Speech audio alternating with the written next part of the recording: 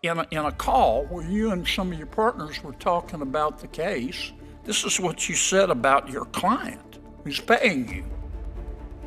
You said, this is according to an August 25, 2022 article. You said, quote, "This lawsuit was brought for no other reason than to deprive poor people of the right to vote," close quote. You said that, didn't you? Senator, those were not my words. I do not know who provided that quote to the reporter. You gave it to the reporter, didn't you? Senator, I never spoke to the reporter or anyone in the media about the meeting in question, and I'll tell you why. During today's Senate Judiciary Committee hearing, Senator John Kennedy engaged Judicial nominee Judge Martinez in a substantive discussion on state police power. Senator Kennedy prompted Judge Martinez to explain the extent of state officials' authority in enforcing laws, especially when they clash with federal statutes. Judge Martinez cited the Supremacy Clause under Article 6 of the Constitution, emphasizing federal law's supremacy. Further questioning led to a discussion on the origins of state police power, with Judge Martinez referencing Article 1 of the Constitution and Senator Kennedy highlighting the 10th Amendment. Judge Martinez acknowledged the 10th Amendment's crucial role in defining state police power, reflecting a nuanced understanding of constitutional principles. So, Judge Martinez, tell me about state police power. Senator, my understanding of state police power is the authority of the state officials to enforce state law. Well, what if the state law is in violation of federal law? Well, we have the Supremacy Clause under Article 6 of the Constitution that provides that federal law is the supreme law of the land. Yeah, but that's not an exercise of state power. What's the origin of states' police power? My understanding, Senator, is also from Article 1 of the Constitution, where the Congress was enumerated certain powers, and under one of the provisions of Article 1, anything that was not specifically enumerated. You don't think it's Article 10? Well, Article 10 has to also is also applicable. Actually, the 10th Amendment. What does the 10th Amendment say? The 10th Amendment provides that any specific power that was not given to a Congress or denied to the states applies to the states and the people. And that's the origin of a state's police power, right? Yes, Senator. Okay, it's not Article 1. I read it as both, Senator, but if it's Amendment 10, then it's Amendment 10, Senator. Senator Kennedy continued to press Judge Martinez on the distinction between state and federal police powers.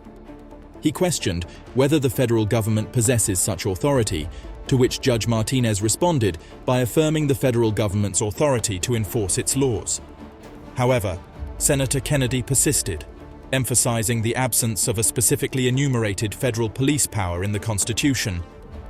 Judge Martinez acknowledged the presence of both enumerated and implied powers, but maintained that the executive branch has the authority to execute federal laws. Senator Kennedy reiterated his stance, clarifying that executive enforcement doesn't equate to a federal police power. This exchange highlighted the intricate balance of powers between the federal and state governments, underscoring Judge Martinez's nuanced understanding of constitutional principles. Does the federal government have police power? The federal government has authority to enforce its federal law. Yes, ma'am. But we've talked about the state's police power. Does the federal government have police power? Well, the executive branch has the power to enforce the law executed by the legislature. Well, but the federal government can't. The Constitution's pretty clear that you have to have an enumerated power in the Constitution, right, in order to be able to do something?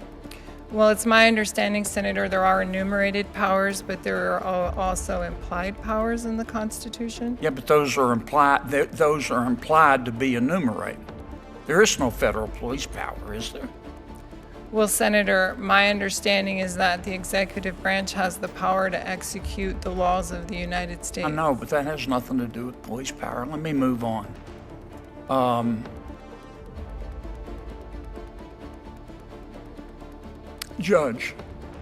Counselor, tell me how to say your last name. Suknanan, Senator. Say it again, please, ma'am. Suknanan. Suknan? Suknanan. Suknanan, okay. Counselor, you used to practice law at Jones Day, is that right? That's correct, Senator. Okay. And there was an article in the New York Times. I don't know whether you leaked it to them or somebody from your law firm leaked it to them. Your firm, Jones Day, you were a partner then, and you were representing a party, your firm was, and you were, in a post-election challenge to Pennsylvania, the Pennsylvania Supreme Court. Pennsylvania Supreme Court, of course, extended the filing deadline for absentee ballots in the presidential election, and that was challenged as being unconstitutional under both the state and the federal constitution. Am I right? Yes, Senator. And Jones Day was handling that case, right? That's correct. And you were a partner at Jones Day, is that right? That's correct, Senator. Okay. And who was your client in that case?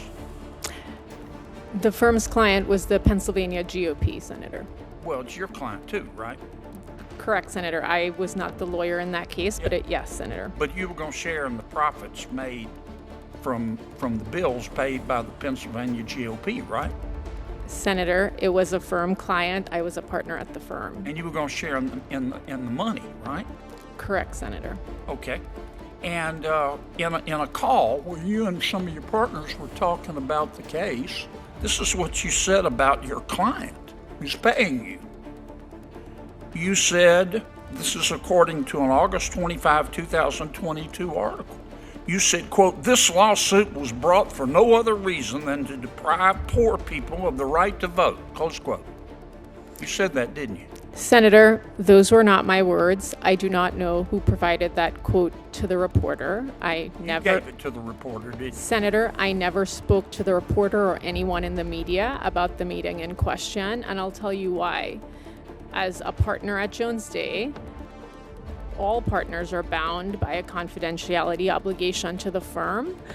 And that meeting was an internal, confidential partners meeting. Yep. I never spoke to the media about it, and those were not my words, Senator. This is a violation of about 927 provisions of the Code of Ethics, isn't it?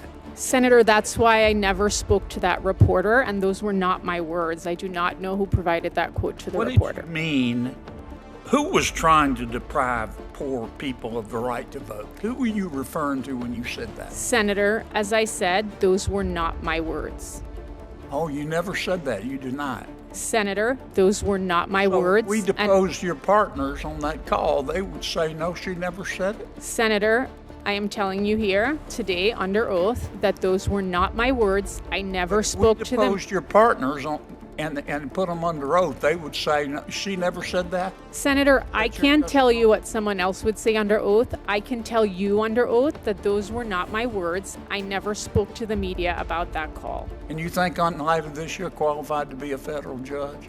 Senator, I never spoke to the media. You say that about a client? Senator, as I said, those were not my words, and I never spoke to the media about the meeting in question. I take my obligations, ethical and otherwise, incredibly seriously. You said that, didn't you? Senator, I did not say those words. Senator Kennedy concluded his line of questioning by turning to Councillor Sparkle L. Suknanan, inquiring about her previous legal practice at Jones Day. He referenced an article in the New York Times regarding a case in which Jones Day represented the Pennsylvania GOP in a post-election challenge to the Pennsylvania Supreme Court's extension of the filing deadline for absentee ballots. Senator Kennedy sought clarification on Suknanan's involvement in the case and her sharing in the profits from it. He referenced a quote attributed to Suknanan in an article, alleging that she said the lawsuit was brought to deprive poor people of the right to vote.